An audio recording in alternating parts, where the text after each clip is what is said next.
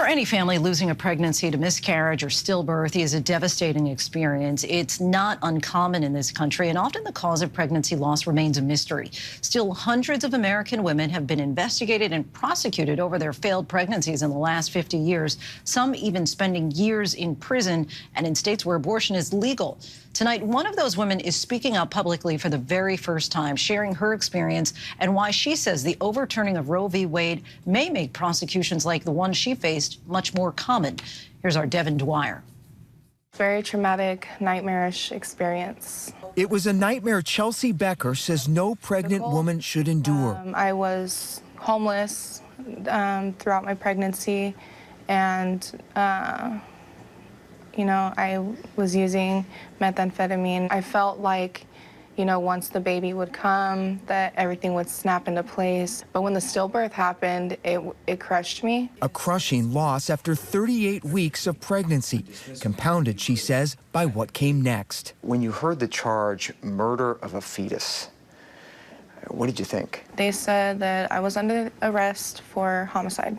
They asked if I would like to go to the police station and speak with them, and I was like, no, I think that I will just go to jail at this point. It sounds like you were just numb. Yeah. Completely.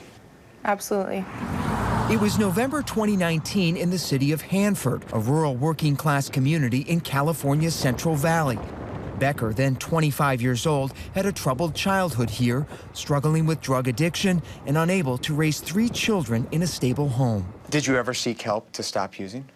I kind of just ignored that I had a problem, and I felt like I was in control. Looking back, I know that I was not obviously in control. 2 months after the stillbirth, a baby boy she'd named Zachariah, Becker was arrested. If these women were to inject their one-day-old baby with a needle with these drugs, everybody would be up in arms. Kings County District Attorney Keith Fagundes, alerted by the hospital to drugs detected in Zachariah's system, charged Becker with murder. The word fetus is in our murder statute, with the exception for abortion, and it had to be therapeutic abortion under a doctor's care. Why are you the only DA in California in 30 years to bring prosecutions for stillbirths? It's not unheard of, and the way we looked at it, this wasn't about abortion, this wasn't about stillbirth, because it was about drug abuse to a healthy, viable fetus. But is that the answer, to lock all these people up?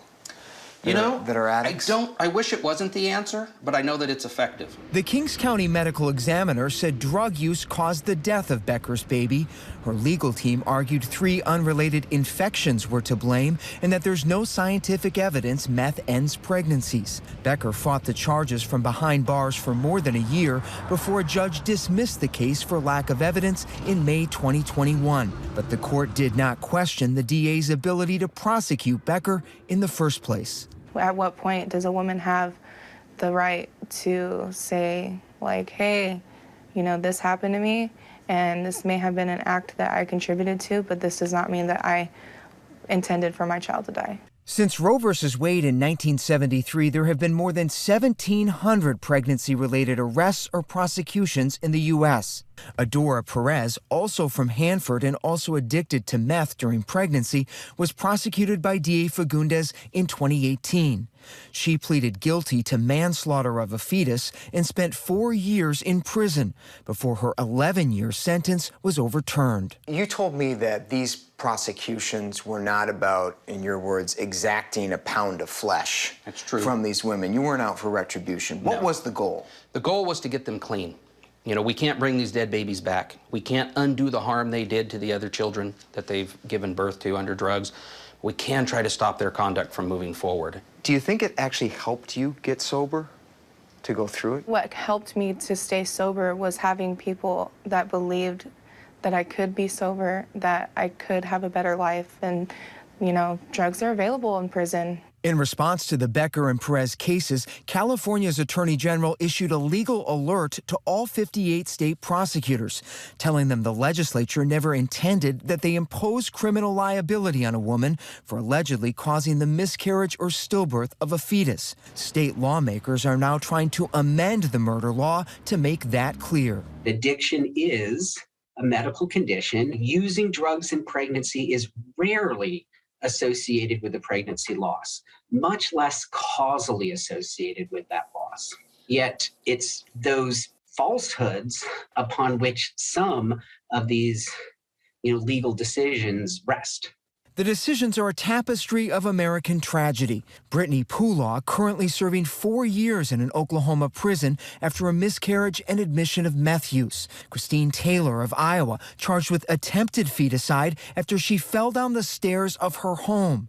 First responders say they had reason to believe she didn't want the baby. It survived and charges were later dropped. In New York, after a car accident claimed Jennifer Jorgensen's unborn child, prosecutors alleged her reckless driving while on drugs was manslaughter.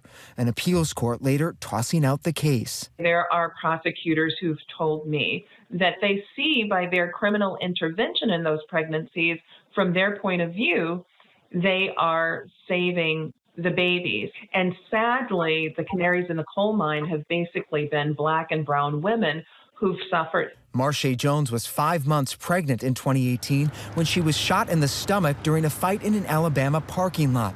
But after she miscarried, a grand jury of her peers indicted Jones, not the woman who fired the shot, with manslaughter for allegedly putting her fetus in harm's way. This is truly a disturbing and heartbreaking case. After an outpouring of national outrage, the local prosecutor reversed course. We are incredibly concerned. We know that these cases have happened before the Dobbs decision. We expect more of these cases in a post-Dobbs world. We think that prosecutors will feel even more emboldened than they have been to police pregnancy. Advocates for pregnant women say the Supreme Court's decision overturning Roe v. Wade is a watershed moment, clearing the way for state laws giving fetuses the same rights as people. At least 11 states already have broad personhood language in place. Those laws can transform entire criminal codes and civil codes to apply in the context of pregnancy. Medical providers in states that are prosecuting pregnancy have been outspoken and said it makes their jobs to serve their patients that much harder. Do we really want our healthcare workers to be investigating miscarriages? I mean, we have them investigate child abuse. We have them investigate spousal abuse. We have them investigate mental health circumstances. They already have responsibility as citizens in our communities. Fagundes considers Chelsea Becker and Adora Perez success stories from his tenure as district attorney, but voters in Kings County in June chose not to give him another term, tapping his primary challenger, Sarah Hacker, who will become the first woman to hold the job.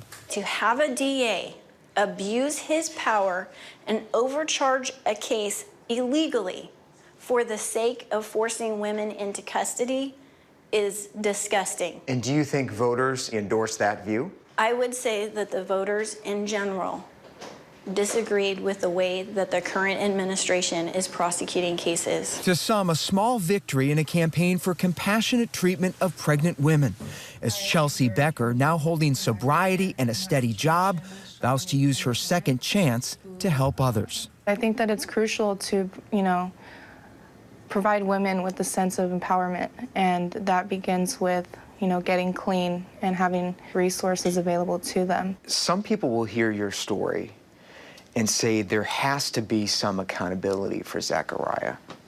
What would you say to them?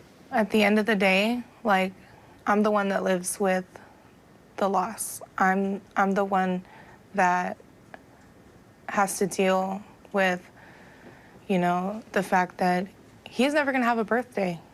And that can only motivate me to do better and hopefully help other women. Quite an interesting story. Our thanks to Devin Dwyer for bringing us that. Hi, everyone. George Stephanopoulos here. Thanks for checking out the ABC News YouTube channel. If you'd like to get more videos, show highlights, and watch live event coverage, click on the right over here to subscribe to our channel. And don't forget to download the ABC News app for breaking news alerts. Thanks for watching.